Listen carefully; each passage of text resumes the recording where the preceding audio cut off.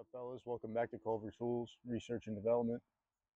Today's going to be kind of a different video.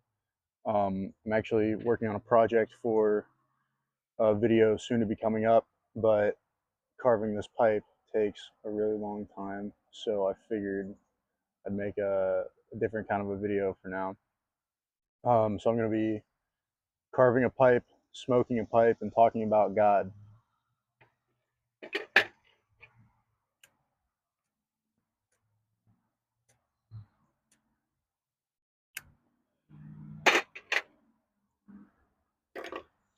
Sometimes the lighter runs out. That's okay. There's always more.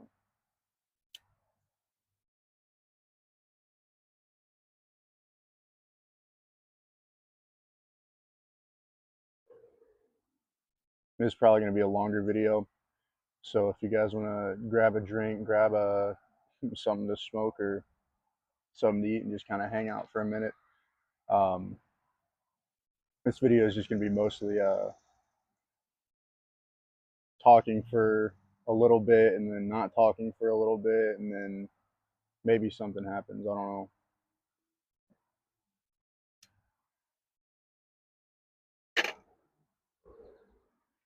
But we'll see how it plays out, you know.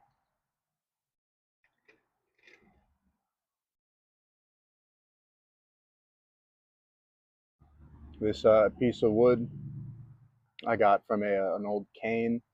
Originally, the plan was to make a pipe out of the whole cane, but that project was a little bit too ambitious for my current skill level, so I had already cut it up into sections, and I decided I'd just make a bunch of little pipes. I gifted one to my buddy, and this is the second one I'm making out of that so far.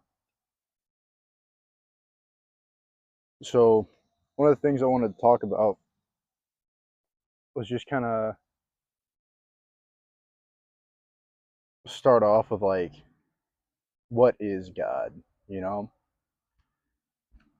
And to find that out, we first have to assume there is God. You know, I know a lot of people don't believe in God. I know there are a lot of people that believe in something but don't know what it is. Just for basic understanding, let's just assume. And in my experience, I do believe that there is God. But let's just assume that God exists. And so, what God is the creator of everything. You know, somebody caused the Big Bang to happen, you know, or something, right? Some kind of a spiritual being, let's say. And I figure, you know, why wouldn't there be a God? You know, we observe in our lives that everything that is created, everything you can buy in a store, everything that, you know, has some kind of intelligent design was made by somebody, right? Even if it's like a steak, even a steak, you know, somebody cut that specific slice off the cow. You know what I mean? And the cow itself has intelligent design, you know, and humans and all the animals have intelligent design, right? So if everything with intelligent design has a designer, then who designed us? Well, that would have to be God, right? Um, I don't really know what God is, but I figure we can't see him, we can't hear him, but we know he's there. I know he's there in my life, in my experience, just praying and having prayers answered and things just falling in line and working out. Um, the people that have been put in my life, like the lessons I learned from them, is all stuff that's like, whoa, you know, God's trying to say this or this or this.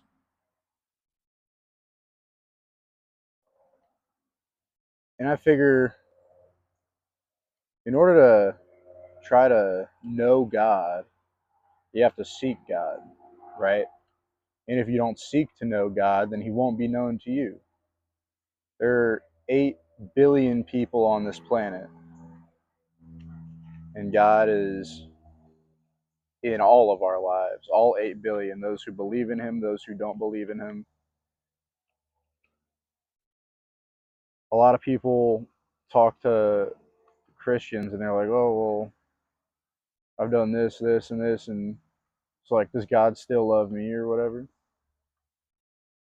Like, I don't even believe in God, right? So, like, somehow that negates all of everything that is, like, said in the Bible or whatever text. But just because you don't believe in God doesn't mean he's not there. And just because you aren't a believer doesn't mean you don't have God, right? Um, this is kind of to talk about God's love, right? So, saw somebody said a really good thing. I really liked it. And he said, you don't have to be here. I don't have to be here. You watching the video don't have to be here. All of your friends, all of your family, everybody you know, nobody is required to be on the earth. Nobody is necessary for the earth to keep turning. Humans as a whole don't need to have happened, right?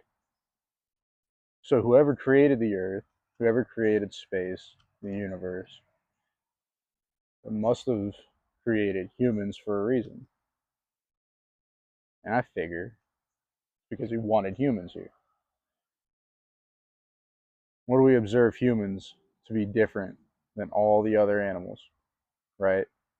Humans are different from cows and pigs and chickens and uh, say some not farm animals, eels. There are eel farms. Anglerfish. How about anglerfish? How are humans different from all of these other animals? Well, what we observe as humans is that we're smarter, that we can like organize pretty easily. We can communicate really well with language. We can understand hand signs. All of these different things to point and say that we're the most intelligent beings on our planet, right? That we've discovered. And we are the ones that are capable of building all of the stuff that's been built that would not have been built had not been for humans, right? We don't see cows or pigs or chickens or eels or anglerfish building anything. They just kind of do their thing and live and let live and eat what they eat and do what they do. But they don't create. Humans create. And the Bible talks about humans being made in the image of God. And I think that the mere fact that humans are creators, humans are inventors and innovators and all of that just emphasizes and reflects this point of we are made in the image of God to a T, right? If God put humans here on the earth as the creation, the beings in his image to do his works and make the things that he once created, it would stand to reason that we would be the ones with the ability to create and the minds to innovate and the minds to make designs and figure out how to make it happen, right?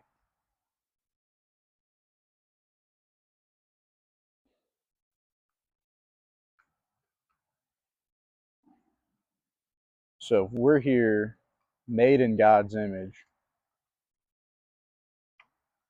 then I think it would stand to reason that God loves us.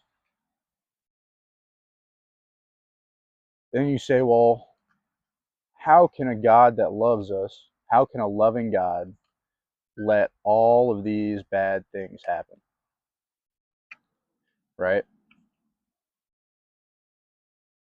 It's because he loves us. It's because he respects us. He respects our free will. He gave us free will right? So that we can love him and have it mean something. Because if we're made to love, right, then it's not really love. It's just a thing that you have to do, and it doesn't really mean anything. The reason that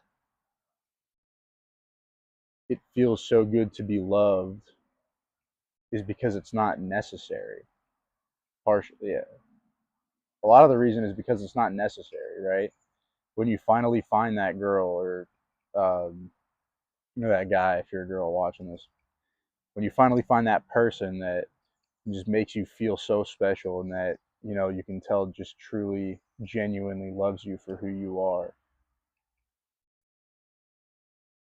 part of the reason it feels that way is because you've been rejected time and time again, or because you've been looking for so long but just haven't found anybody, even if you haven't been like going out and trying to meet people and stuff. You just haven't found anybody or anything that loves you like that.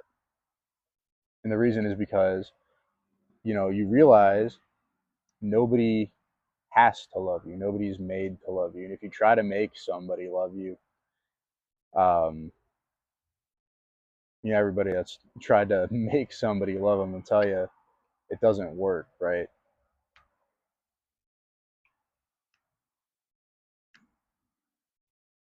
So why do we have free will? Is to love God and to have it, mean something. So well then, if you know, God gave us free will, and He loves us, and still it doesn't really answer why He lets bad things happen. So because of our free will, we have the option not to choose to love God back. And He loves us. That's already set.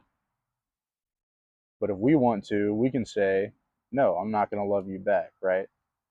Just as you can't make somebody to love you, they can't make you to love them either because you have this free will.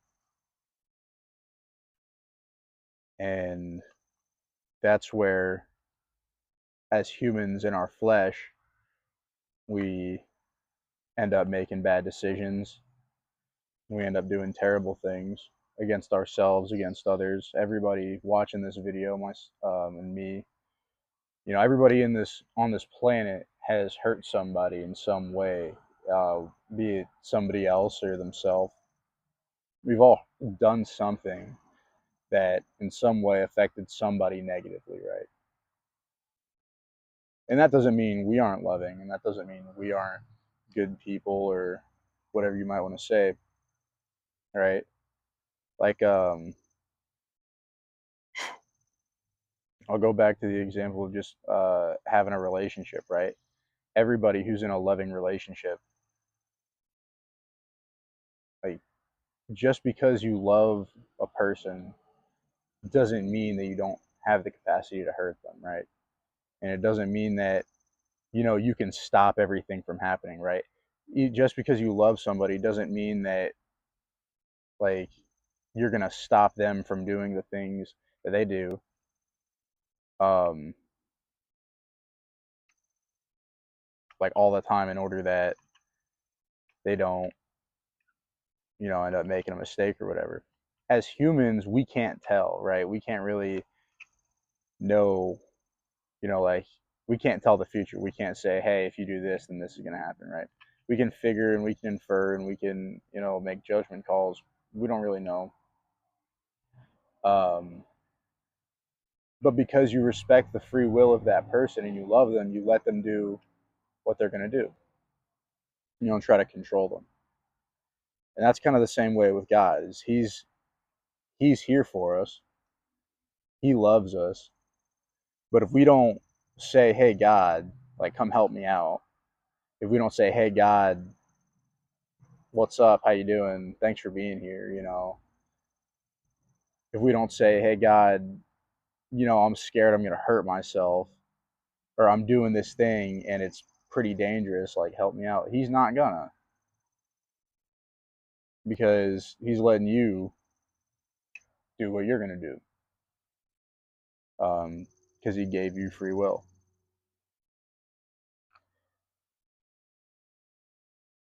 So why do the bad things happen? Because we make bad things happen, as humans. We fall into sins, and we fall into deception, and we rationalize things, and we're wrong a lot.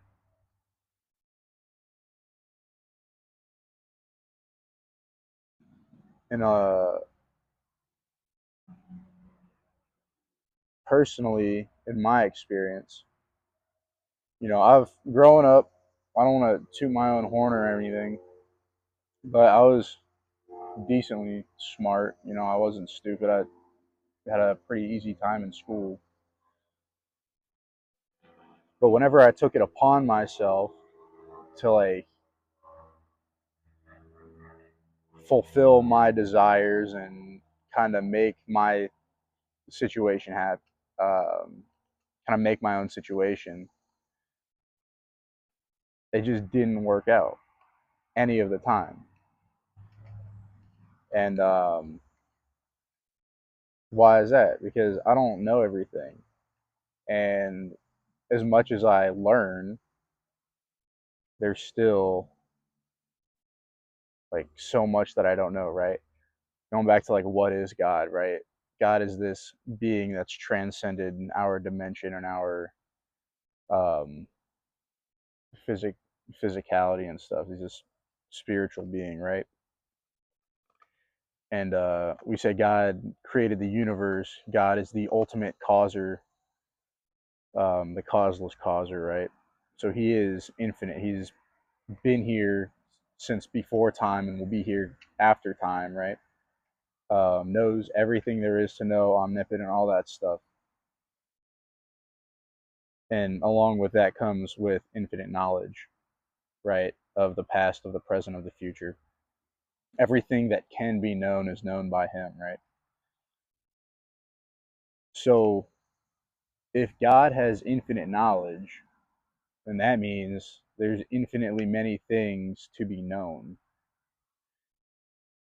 And if there's infinitely many things to be known, then that means no matter how much you learn, or how much you know, or how much you think you know, or how much you think you don't know, there are infinitely many things that you don't know. And so we're just humans stuck on Earth, figuring things out, but in the grand scheme of things, and compared to the entirety of our reality, we don't know shit. Um, and once you get to realizing that, it's really humbling, and it's like, whoa. And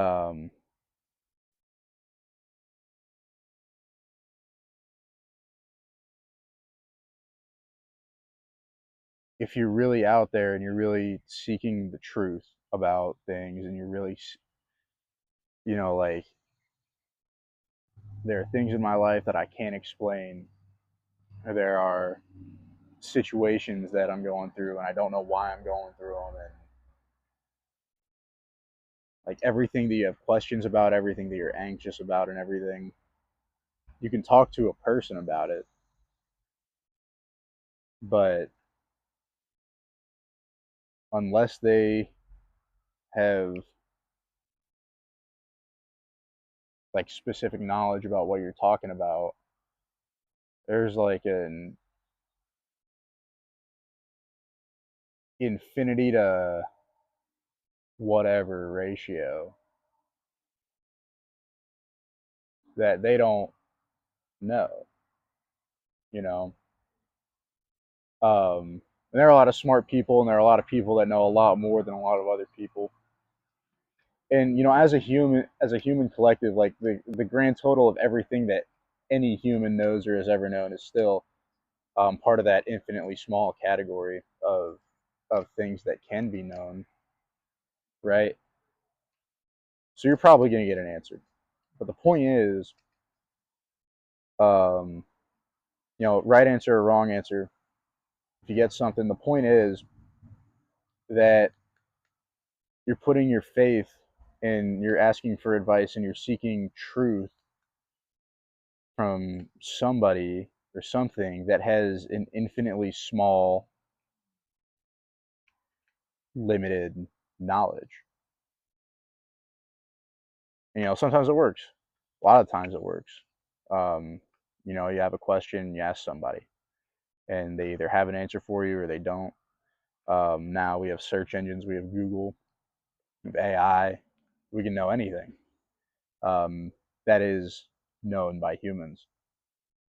And even with all of the knowledge of humans just at our fingertips, on our phones or on computers or whatever, that's still such an infinitely small library of things to know.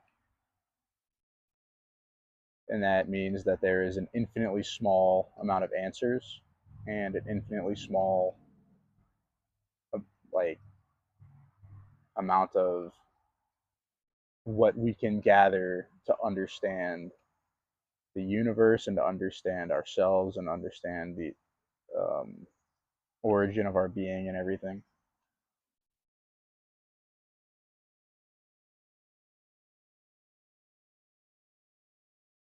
So what do we do? Well, you can't find out by asking somebody with an infinitely small, limited knowledge. If you're already gone down this far thinking, then, you've already established that you do believe in a God.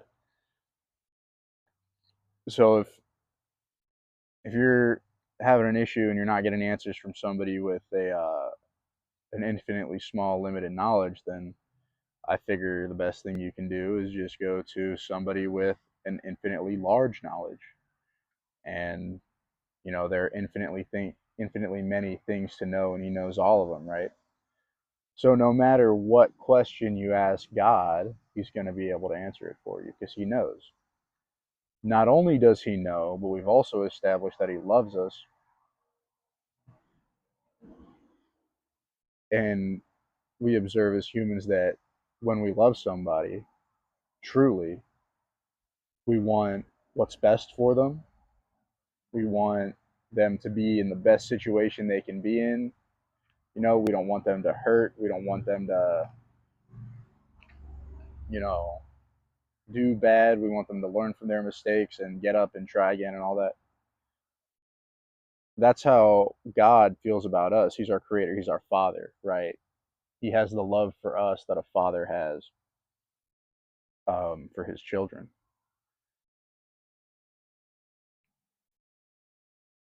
And so, if then when we ask him questions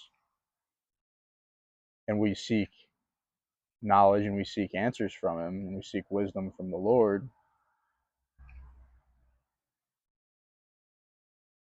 then why wouldn't he give us the best answer possible, right? Why wouldn't he like do do right by us? Why wouldn't he set us up for success? Right? He loves us. He wants us to be in the best position we can be in. And also when you love somebody, you do what you can to help them out. And so God's not over here trying to sabotage anybody. God's not over here trying to, put you in a situation that you can't get out of, right? He made you, he put you here, something that didn't need to happen, but he made you specifically and he put you specifically where you're at. So of course he wants you to thrive. And of course he wants you to be in the best situation you can be in. as similar as we all are, no two people are exactly alike. Even identical twins, they have different mannerisms and speech patterns and stuff, different personalities.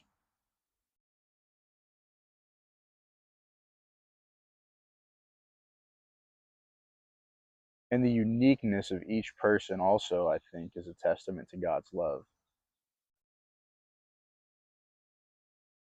It's like kind of like this pipe I'm making, because I'm creating this. I want it to be cool. I want it to be unique, and I'm doing my work, and I want to do good work, right? So I'm gonna do my best to make it good.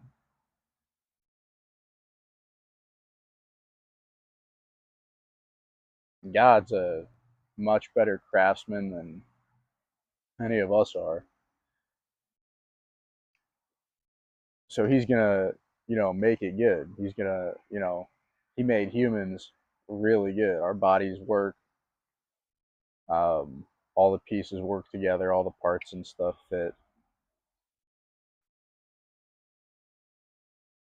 Super complicated design, but a healthy body works flawlessly.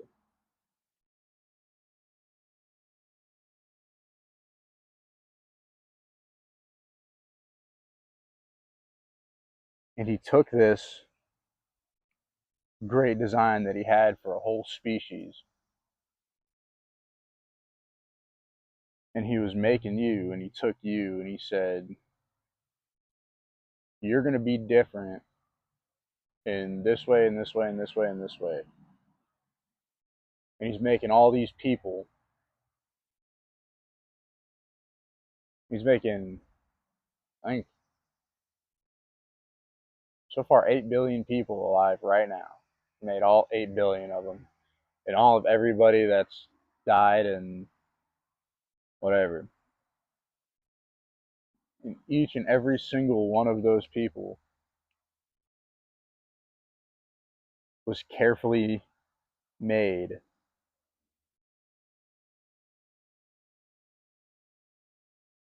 to be the exact one of a kind, special, unique person that they are.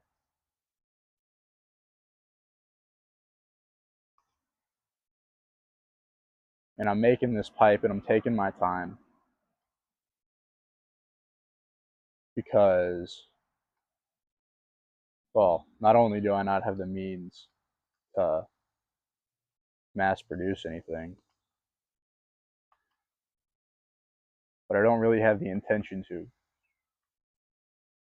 And I'm making this pipe carefully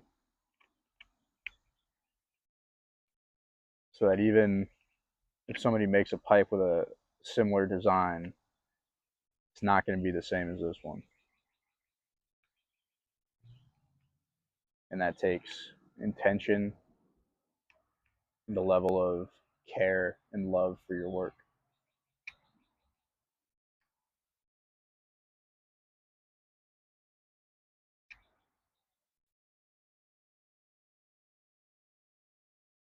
So let's go to the biblical reason of why bad things happen, right?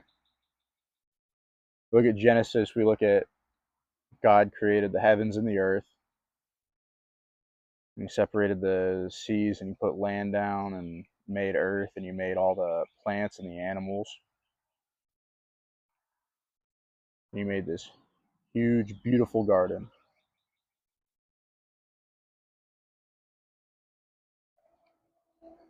And he made a person, he made Adam. And Adam has free will. And Adam is with God, and God's walking around with him, and God's taking care of him, and all this and that. And then Adam gets lonely, so he made Eve. There's Adam and Eve, first man and woman, walking around in the Garden of Eden, having the time of their life because they don't know anything but the time of their life. They're living with God in paradise. and all they've known is God and his creations. And then one day, the snake walks in. And we all know the snake is the devil. And he looks at Adam and Eve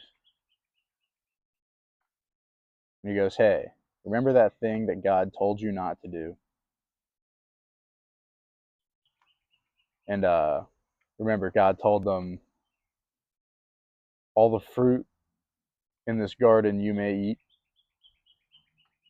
but do not eat from the tree of the knowledge of good and evil. Do not eat the fruit of the tree of the knowledge of good and evil." So a snake walks in and he says, "Hey, did you know that you can totally eat from the tree of knowledge of good and evil? As a matter of fact, if you eat from the tree of the knowledge of good and evil, you will become like God, and you will have the power over your lives and everything. And the reason that God doesn't want you to eat from the tree of the knowledge of good and evil is because you'll become like God."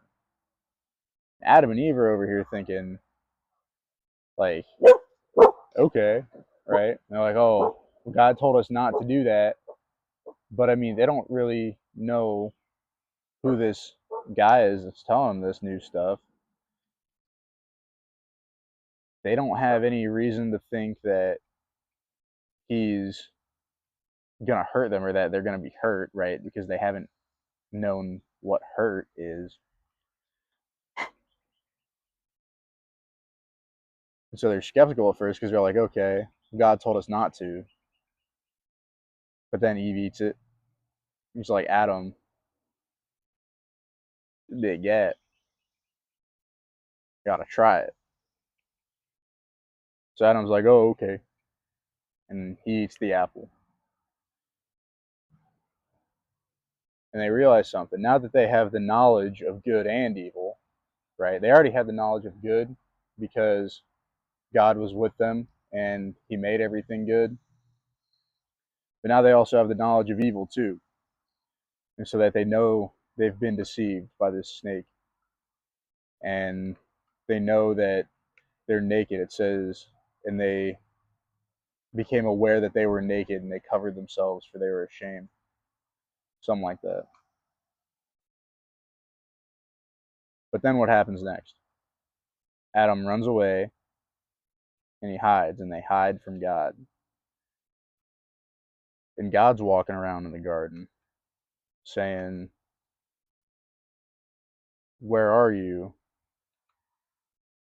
Like, where have you gone?" And Adam's over here, like, being like, "Oh, like, I did this thing that God told me not to do. He's gonna, whatever." But he was just afraid of God, right? So he hid himself because he was ashamed. And that's kind of the trap that we all fall into. And non believers, believers before they were believing, and even people who know about Jesus and who believe in Jesus. But a big trap we fall into is being ashamed and hiding from God, right? Feeling that we've done so wrong that we cannot be saved, or that God's going to punish us so greatly. But God's not looking for Adam so that he can say, "You shouldn't have done that," and give him 10 across the ass. No. Now Adam knows about good and evil and everything. God's this loving God. I figure he wants to be like, "Yo, come here, let me help you out." You know? Um,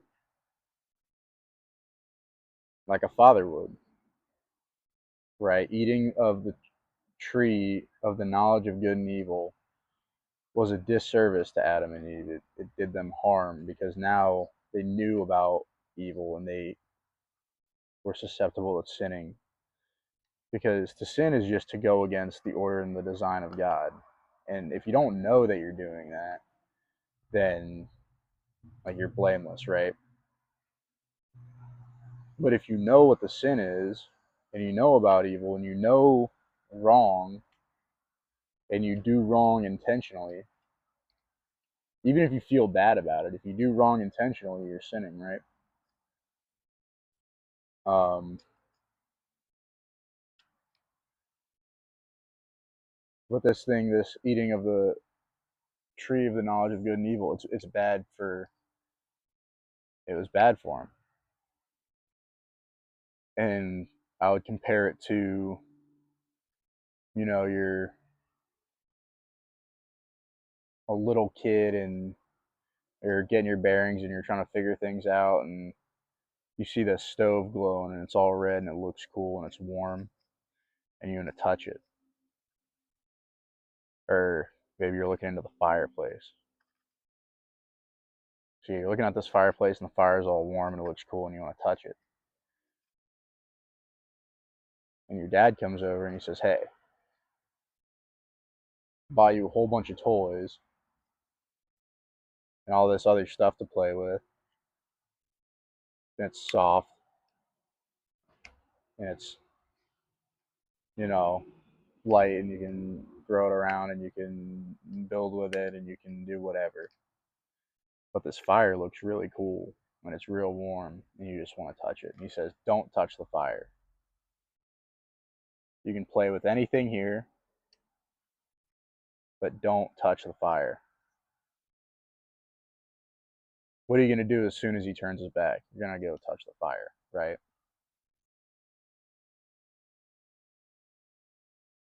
And what happens when you touch the fire? You burn your hand because you just stuck your hand on the fire. If you've never touched a fire before, or you've never seen anybody get burnt by a fire, you would have no idea that that fire is going to burn your hand. All you know is that dad told you not to. But you don't know what it's going to do to you. You don't know the ramifications of touching the fire. But now that you have touched the fire and you do know the ramifications of touching the fire, you're like, oh, that's why dad told me not to. I just did this really bad thing.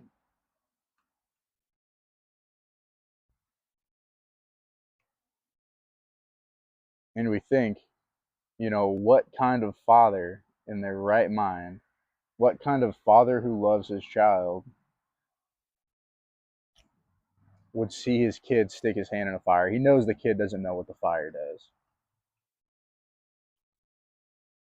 The only thing really that the kid did wrong was disobey his dad.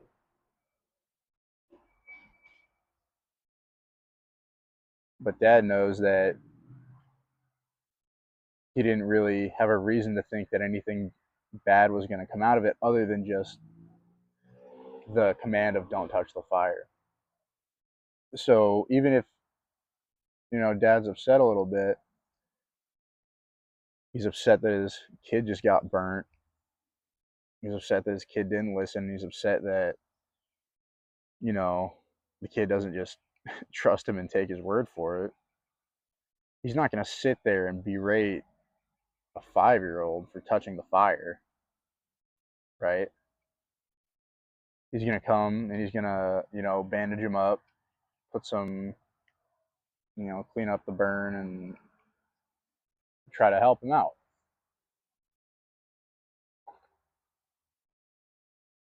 Let's say, though, that, you're a kid and you just stuck your hand in a fire and your dad looks at you and he's like, did it hurt? You're filled with pride and you're filled with, you know, I wanted to touch the fire. The fire looked cool. And it's not a bad thing that my hands burn now. It's just like maybe I know that I did wrong. Yeah, obviously I know that my hand hurts. But I'm still scared of dad and I don't want to admit to him that I touched the fire.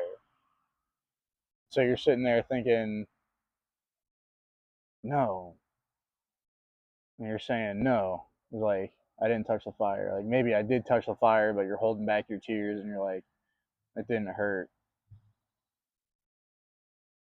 But whatever it is, you're not coming clean, you're filled with pride and you don't want to be helped out, and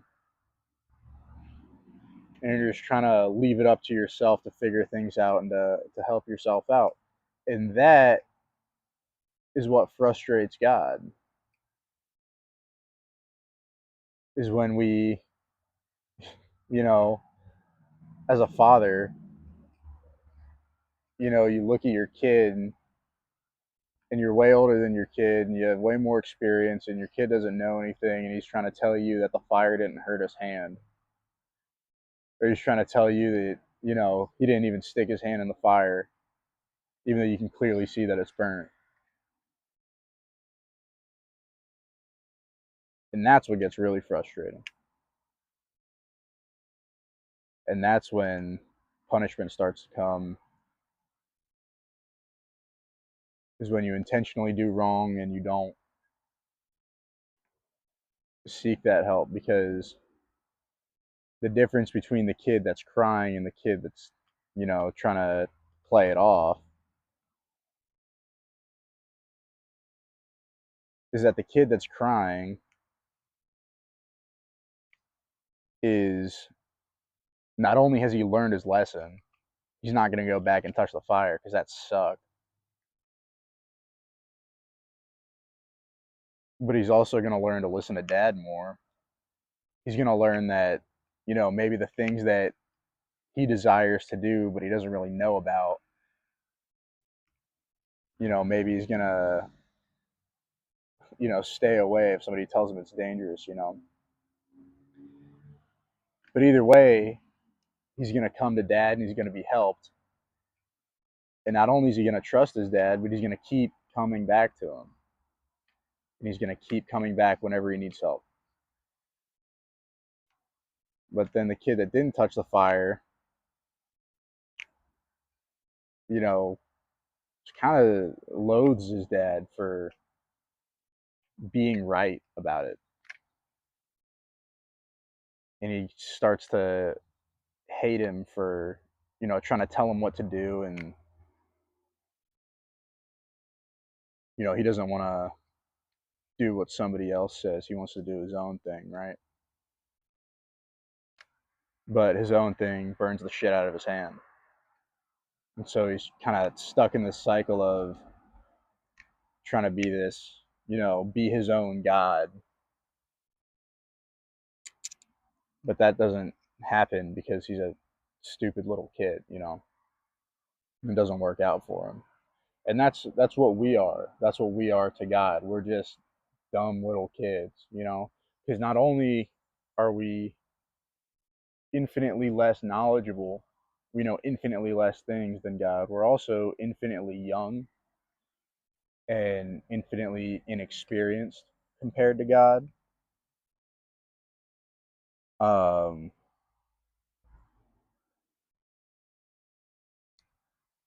and a lot of the time, too, if we're so prideful and we're so caught up in our own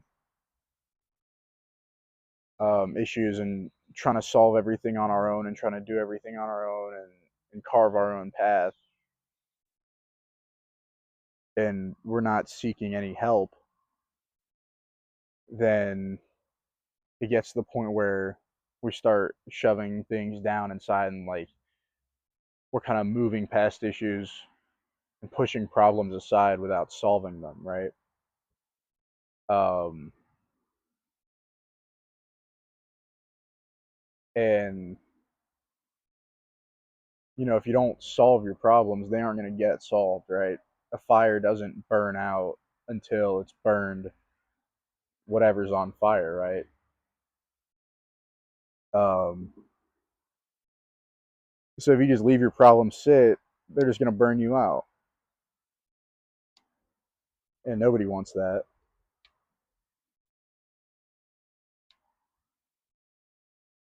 So now, if we know that we're infinitely stupid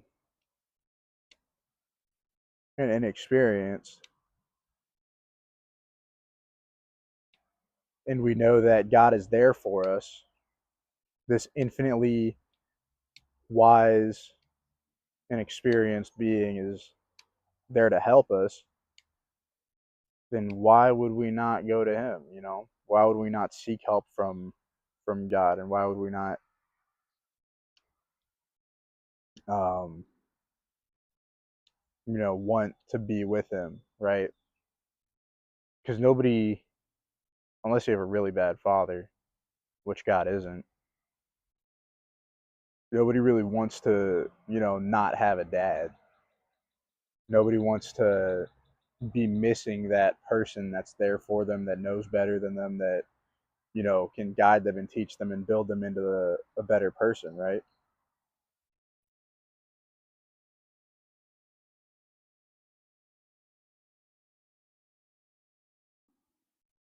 And even the people that have a really bad father, really abusive father, maybe not even abusive, maybe neglectful or whatever, but they don't really have like a real father. A lot of the time, I figure, you wouldn't wish to not have a father. You just wish you had a good father. But the good news is for you that you do have a good father. You have a great father. You have the best father, and he's my father too, and he's your father's father, and your mother's father, and your grandparents' father, and everybody's father because he's God and made all of us, right? And so think about God not as this huge, scary guy that's, going to come after you for all the wrong you've done. But think of him rather as the best father you could ask for, who loves you and will continue to love you regardless of what you do, who wants to have a relationship with you, who wants to be there for you and help you and take care of you because he knows that you don't know better, and either you don't know better or you're choosing to be stubborn and trying to go about your own way because somebody made you think this way about God or whatever.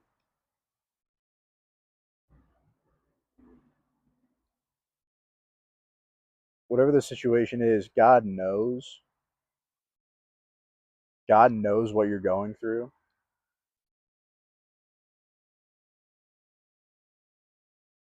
and he wants to help. But again, he gave us free will. So God's there and he wants to help, but he's not going to make you come to him. And he's not going to force you to say, "Hey, God, help me out." He's going to be there looking for you. Where are you? Where are you? I know you're hurt. I know the pain you're going through. Where are you? Come to me that I can help you. But it's up to you to go, and it's up to you to swallow your pride, and it's up to you to accept the fact that your knowledge is infinitely smaller than his and your experience is infinitely less than his. And sometimes that's really hard, and it's hard to swallow your pride, but understand that even on earth, you're not the smartest person in the world, and you're not the most experienced person in the world, and there are things that you don't know. And if you want help with these things, you're going to ask somebody that knows, and you're going to seek it from somebody that knows. And who isn't even of the earth? Who better than God, right?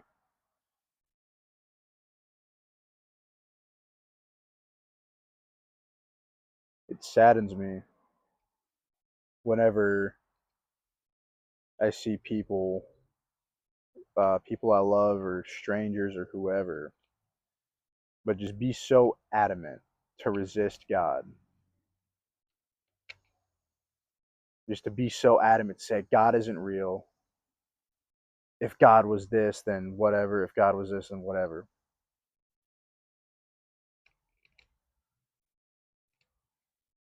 Then they curse God and they do whatever their flesh desires. And if you observe anybody, if you observe a person, somebody else, or even yourself, but if you observe somebody that just goes in and does whatever their flesh desires at any given moment, whether it be like they see something that looks like it tastes good and they just go ahead and eat it, or they see a girl that they think is beautiful and they just go after that girl. And you know if it's somebody that doesn't have God in their life, they're probably not taking no for an answer. Or maybe it's they see some super dangerous thing and they're like, oh, that looks sick. End up jumping off a cliff that they saw a more experienced person jump off of, they end up hurting themselves, right? But if you observe anybody that just goes in and caves to their desires all the time, you'll come to the conclusion that that sucks at the end of the day. And yeah, that thing tasted really good.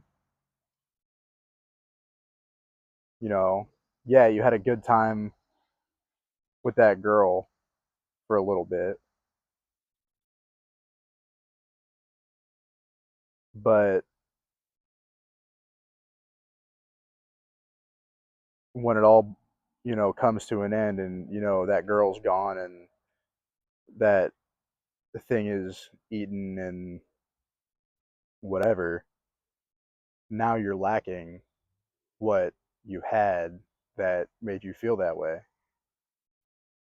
But you know what it is, so you continue to seek it. And that's when that thing becomes your God.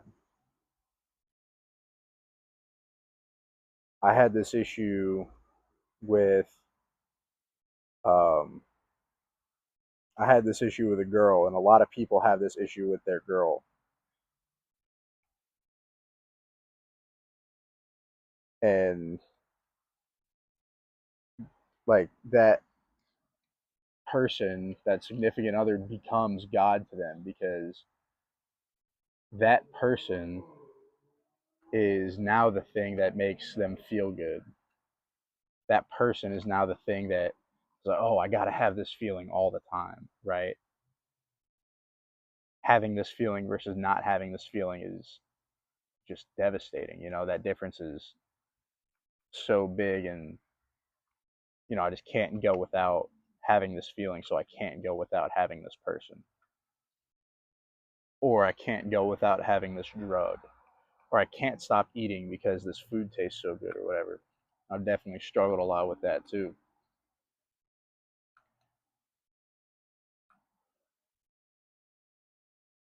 If you've fallen into that,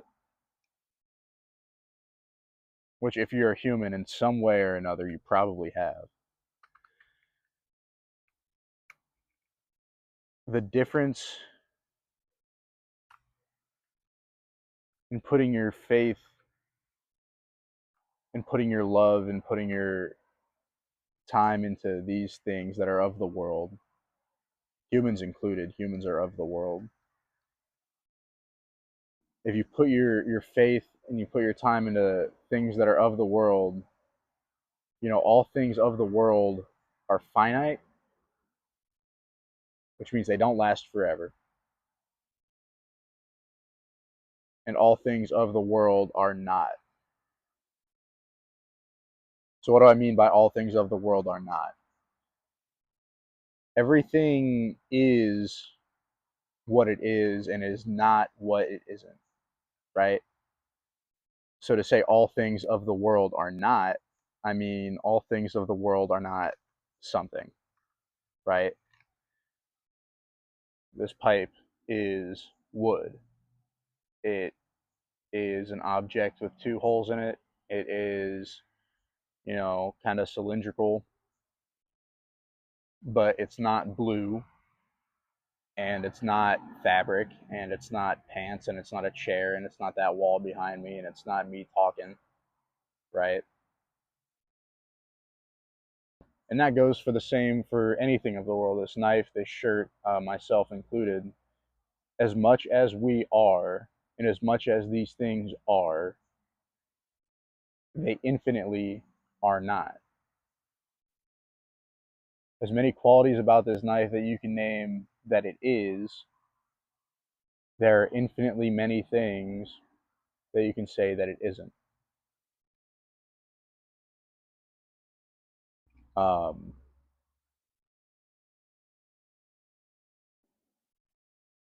but let's look at God, right? God, this absolute infinite being, not only is he not finite, right, but he's everlasting. He's going to be there. And he is here already.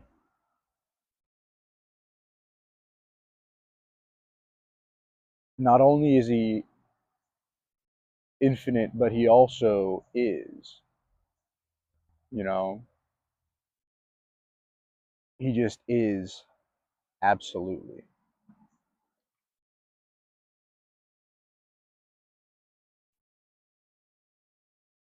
God is blue, and he's also purple and pink and red and orange. And he is also wood, and he is steel, and he is, you know, all of these things. All of these things are from him, and all of these things, like he is the absolute. And I figure that's another big reason why we ought to put our faith in him and we ought to trust him. Because when you have him, you can't use him up. And he's not going to be like that girl who's going to leave or that you get rid of, because you can't get rid of him. And he's not going to leave you.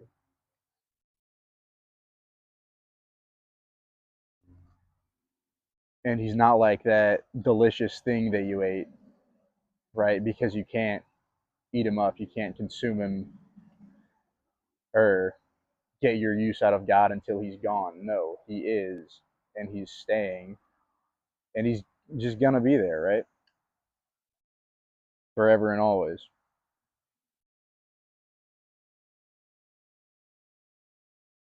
And so when we put our faith in what is, and we hold in our hearts, and we hold close to us what is, and we have what is,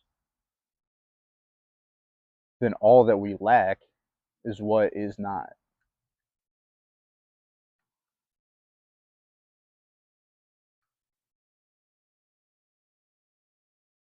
And if you lack what is not,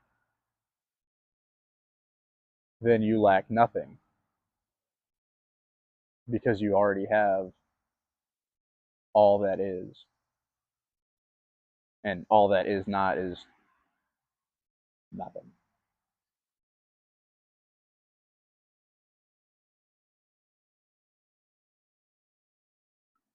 Whereas when you put your faith and you hold close and hold dear what is not, and you hold what is not above all the other things, you hold what is not above what is, then you lack what is. And whether it be a person or an object, you can say, well, I'm holding close to my heart what is, because, let's say this knife is, I love this knife so much, and if I lose this knife, I'll never be happy again. I'll never be able to, go to sleep without crying myself to sleep. If that were the case, then this knife would be my God, pretty much. Um,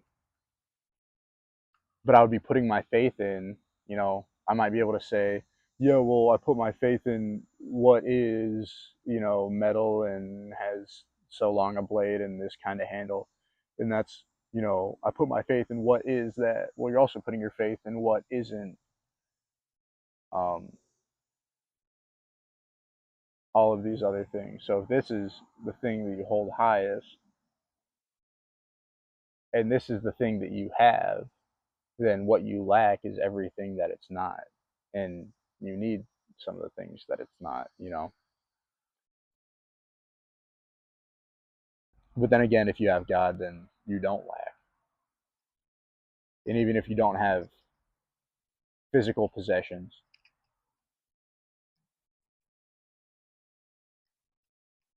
even if you don't have anything of the world, you still have what is.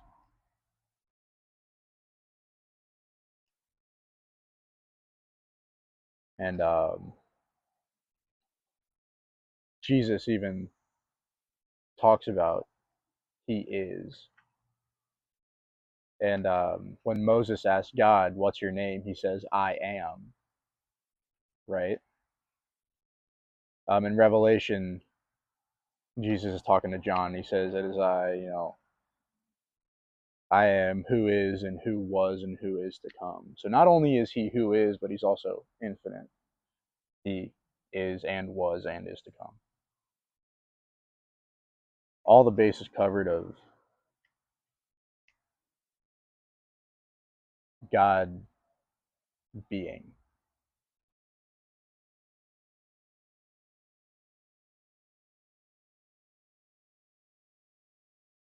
So, you know, if you're going to put your faith in something, if you're going to seek to have something, you feel like you're lacking something, or if you want, answers about things and you have a hard time understanding, then who better to go to than who is and who was and who is to come? Um, who is infinitely knowledgeable and infinitely experienced.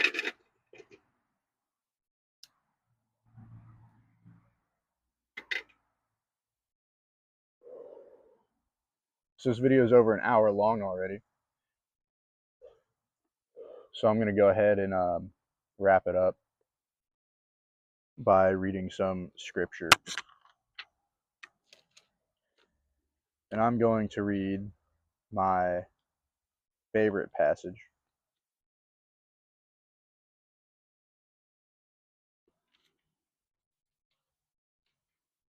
And it is Matthew 6:24 through 35.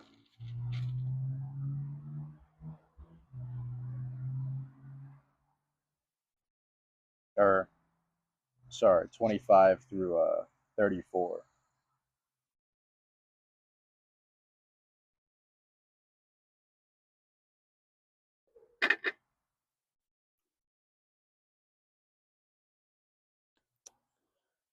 Jesus is talking right now. And he says, "Therefore I tell you, do not be anxious about your life, what you will eat or what you will drink, nor about your body, what you will put on. Is not life more than food, and the body more than clothing? Look up at the birds of the air. They neither sow nor reap nor gather into barns, and yet your heavenly Father feeds them. Are you not of more value than they? And which of you, by being anxious, can add a single hour to his span of life? And why are you anxious about clothing? Consider the lilies of the field, how they grow. They neither toil nor spin, yet I tell you, even Solomon in all his glory was not arrayed like one of these. But if God so clothes the grass of the field, which today is alive and tomorrow is thrown into the oven, will he not much more clothe you, O you of little faith?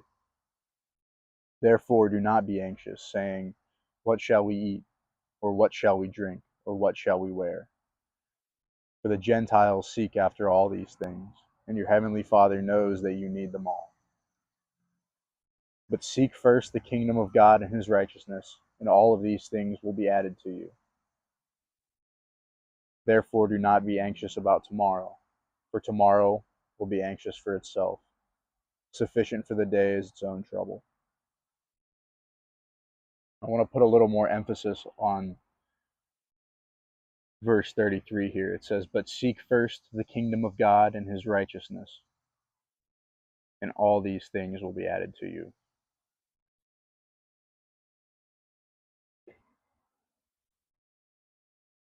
And that individually is my favorite verse, and that kind of just pulls together kind of what I've been talking about this whole video.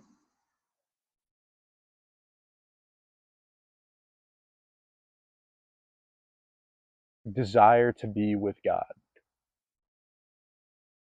to desire the things of the world that are finite, that are limited, that are, you know, that are not, will leave you lacking and will leave you desiring more. But to seek who is, absolutely, to seek what is, to know God and to be close with him, in seeking what is and in having what is and in holding close to you what is, you lack nothing, right? But seek first the kingdom of God and his righteousness, and all these things will be added to you.